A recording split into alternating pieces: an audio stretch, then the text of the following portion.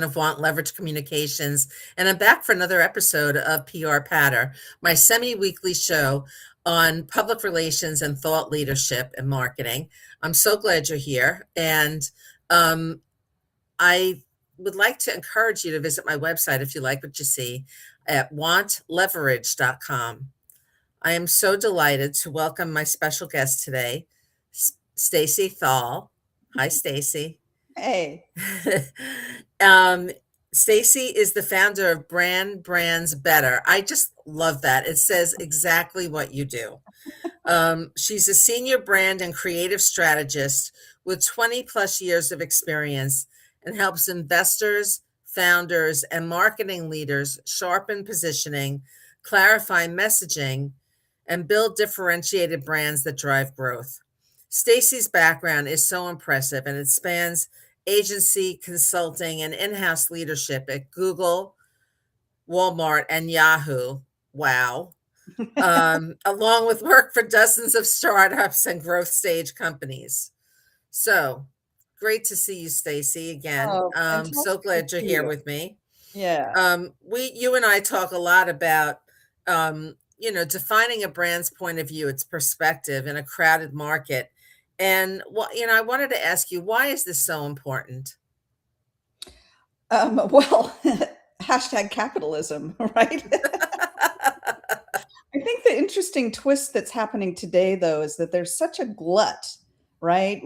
Ever since social media, there's such a glut. There's so many channels where people can find you, buy you, try you, be exposed to you, that differentiation is really tough because everybody's out there marketing themselves, and then everybody is out there saying, what would Apple do? Right? And so there's like a lot of homogeny happening. And so, having a clear point of view these days, which is a really interesting turning point, is I think understanding that you can no longer appeal to everyone everywhere, right? You really have to hone Right. in on what is your secret sauce, right? It's like, what is your secret sauce? What's really in your head and your heart, and try not to be everything to everyone because it just gets diluted out there. Everything looks the same and no one knows how to grab onto you. It's just like online dating, right? If you're mimicking Right. what everybody else is doing, you got to be yourself or you're not going to, whatever, end up with the right person. Or end up with the right customer. So, how do you decide what a brand should be known for versus what it should ignore? Because, as you just said, you can't be all things to all people, yet a lot of brands come into the market thinking they can. Well, I think that's fear-based, right? Is that with the pressure, obviously, people invest an enormous amount of money into whatever it is they're doing, whether they're a solopreneur and they have a little widget or it's huge enterprise. And so the risks are incredibly high. So the propensity is to like, what is the widest net that we can cast, right? But for me, it all comes back to the customer. And I think that what I see over and over working with dozens and dozens of startups, investors and founder side and CMOs, is that they're trying to cast the widest net as possible to up their odds, right? But I always start with the customer so that we don't drink our own Kool-Aid, right? What actually matters to them Smart. when they're making a decision, not what we wish matters to them, right?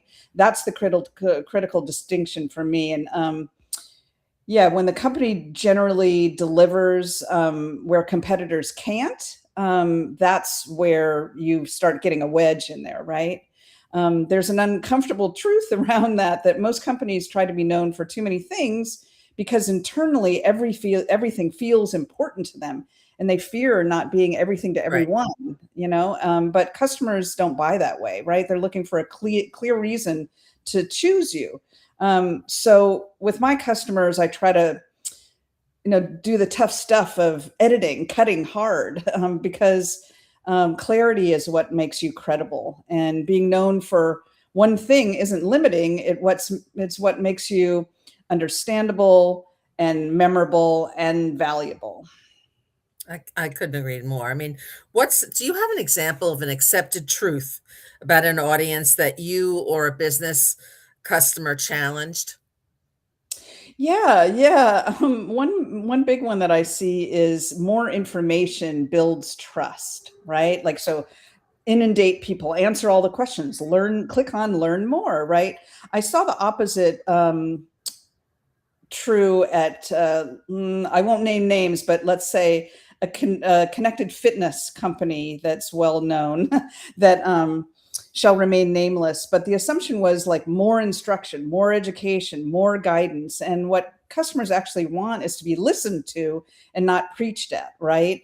So we learned that social listening was really important and that user generated content rather than our content that was all polished made the experience feel much more like them and less like us so that they could see themselves reflected in what it was that we produced. So engagement improved a lot because of that. And um, yeah, that's the reframe is that the trust doesn't come from saying more, right?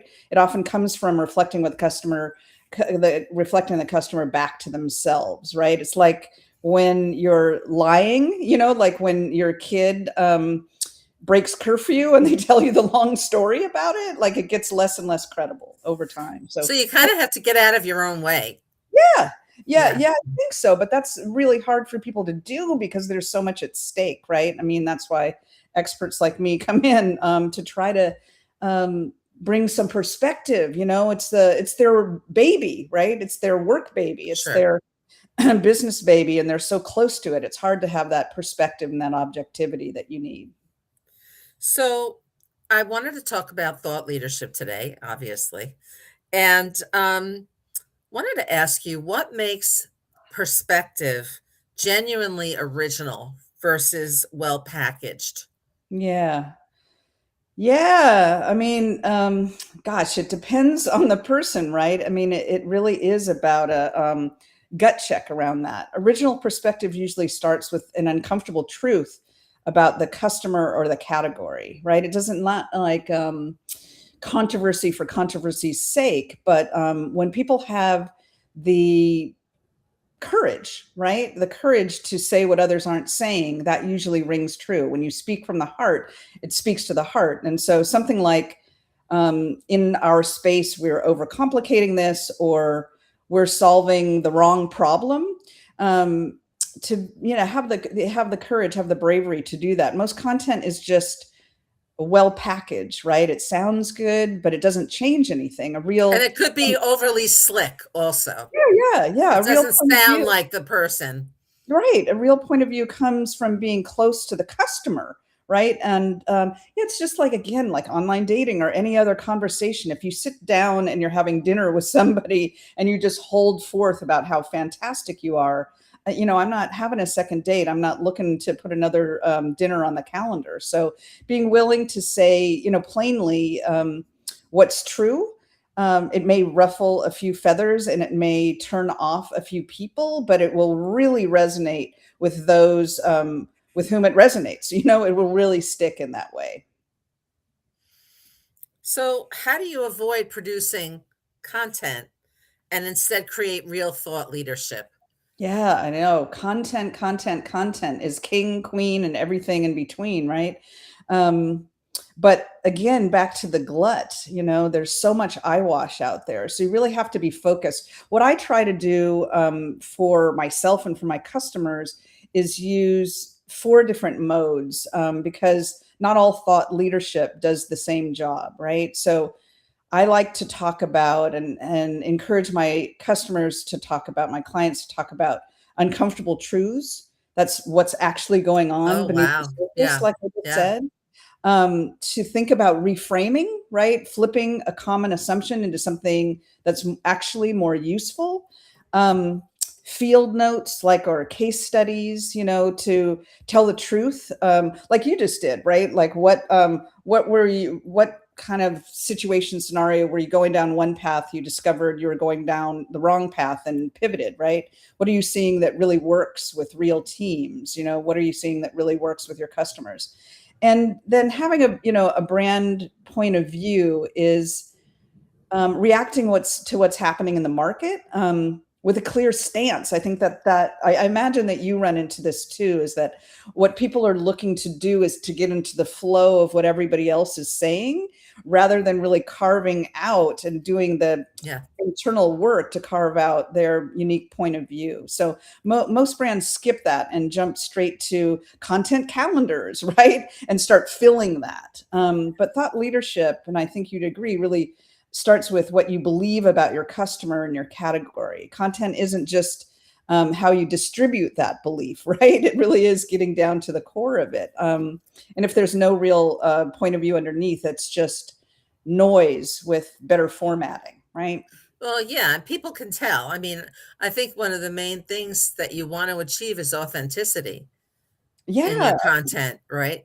I preach that all the time. I preach that all the time, is that and the more that I study newer generations, shall we say, whether that's B2B, B2C, LMNOP, whatever it is, um, that is what is important is, wow, I lost my thread right there. Tell me again what you just asked. We're talking about authenticity. Oh yeah, duh. That was an authentic moment. So, yeah, if it doesn't ring true, it doesn't ring true. And as I started to say, thank you, earlier generations, I mean, whatever, newer generations are looking for that, right? They can tell they grew up in this world, and they can call BS on things. They can see when people are trying to manipulate them, right? They are innately in this world and innately savvy, and it doesn't resonate with them, right? No. They And can I see think how. effective thought leadership really lets your personality shine through also, because people want to get to know you through it. Yeah, right. They want to know, especially now, I would say, especially now, with all of the promise and the controversy and the fears and the complication of AI, humans are like humans are on trend. Like Humans? from What are real. humans? Right. Right. Yeah, but that's really resonating now, and I hope it continues, right? That you can really tell when it's someone that's not, an avatar, even of themselves, right? They're not trying to be something else. They're really trying to make that human connection. Can you tell me about an important a piece of content that didn't perform well, but was still strategically important? Yeah. Yeah, I worked for a company called Mix Fitness that was another connected fitness company, a Peloton competitor. And it was science backed. So it had a heart rate monitor that came with it, and it was all about like performance and things like that. And as we began to listen to people about it, that was supposed to be the differentiator, right? Like, this is science backed. That's just, whatever, like, shiny objects. And when we listened to people, what they wanted is they just wanted to be able to be clear about, like, all I have was like parents inundated with all the responsibilities. All I want to do is know that I am going to get something out of this 10 minutes. So it wasn't about like being able to, like run a marathon, and train for something big or get cut. It was about just being able to have manageable, healthy way in a short amount of time to get the most out of, the bang for their buck. And so, we had to pivot all of our content around that, to speak to the customer and where they were at. Interesting. And how did the brand respond to that? Well, they had invested a lot in the other direction. So we had to pivot pretty quickly. So that, oftentimes that was hard to understand, that we needed to invest in different creative.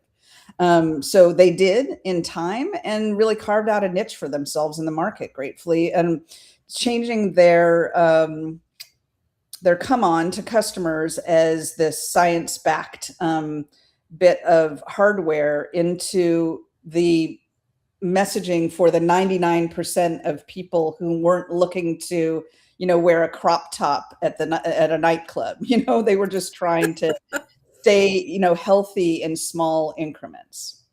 Interesting. I'm glad they listened. Yeah, yeah, finally.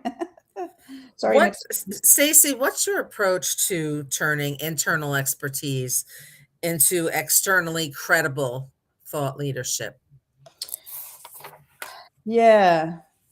Well, most companies already have the insight. It's just buried in how they talk about it, talk about their customers internally. So I try to get in there and listen to the conversations and figure out what kind of patterns are emerging. So, what do you say in meetings that actually moves decisions forward?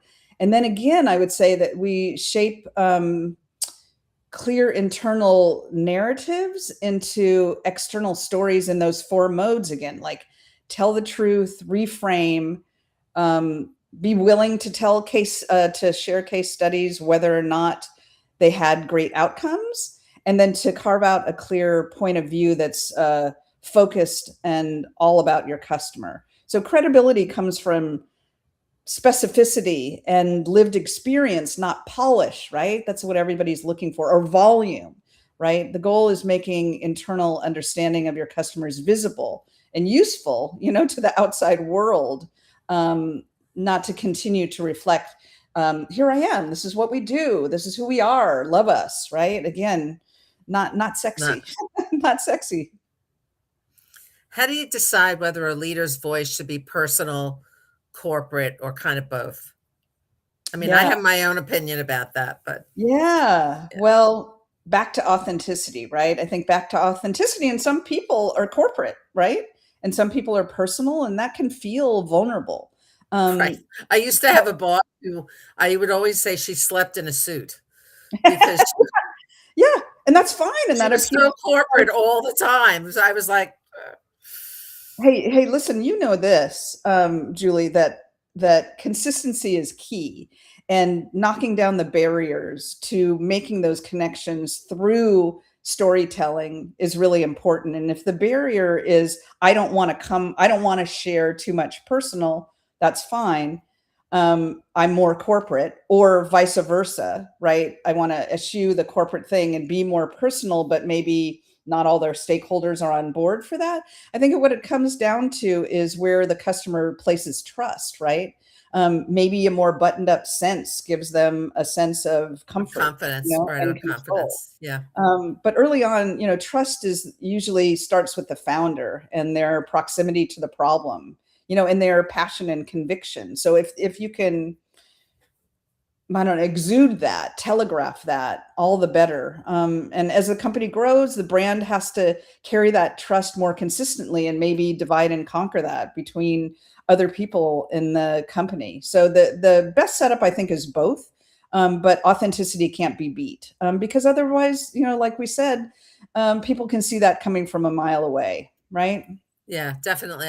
I was working on a program with a Fortune 50 as senior vice president who a woman in a technology based company, which is kind of rare. And she was known as a real corporate, very corporate person. But when we started developing her persona and the content for her, especially on her LinkedIn, I realized that she was actually spending so much time out in the field with people, and she actually wasn't as corporate as people had this preconceived notion of.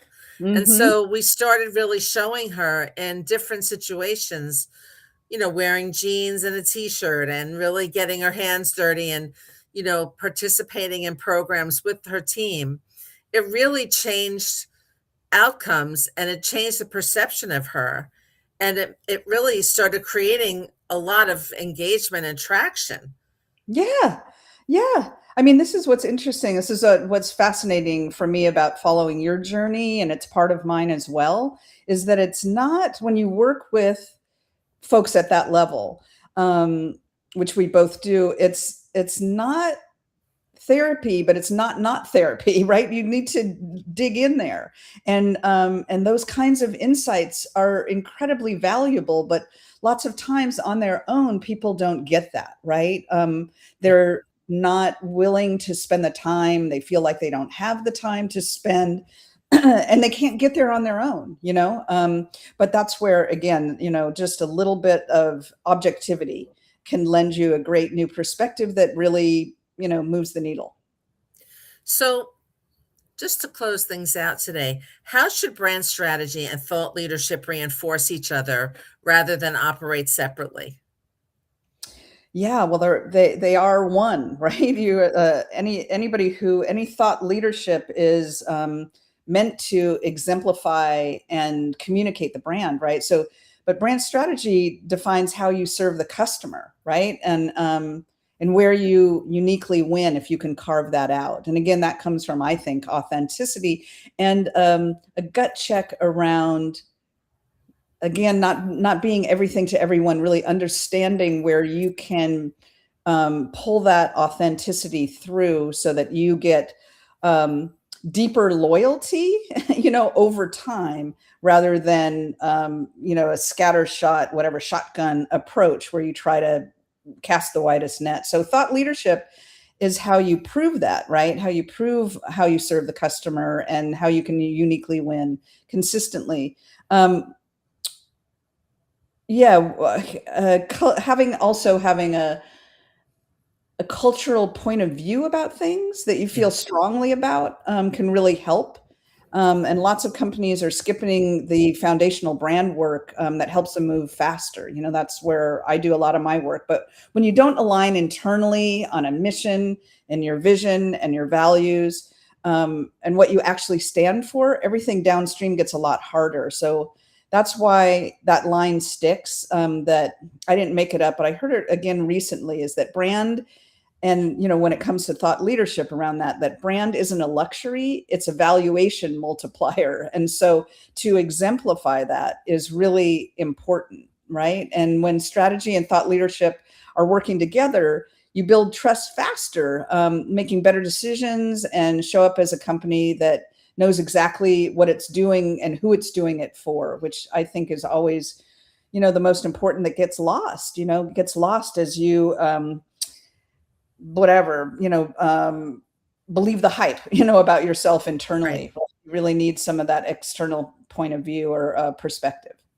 And that's another reason why the public relations or communications department should be talking regularly to the marketing and brand strategy folks to And make sure sales, that they're right. And sales, sales, yeah, absolutely, to know sales. what the customer is needing and what, to stay in alignment on all of that. Yeah, Julie, you must see that a ton. Is that all this, we still haven't gotten over siloing, right? That everybody is so busy and so inundated, but those kind of cross-functional, whatever communications, conversations are really important, really important, so that everybody is getting the right intel about what's going to stick, what's really resonating.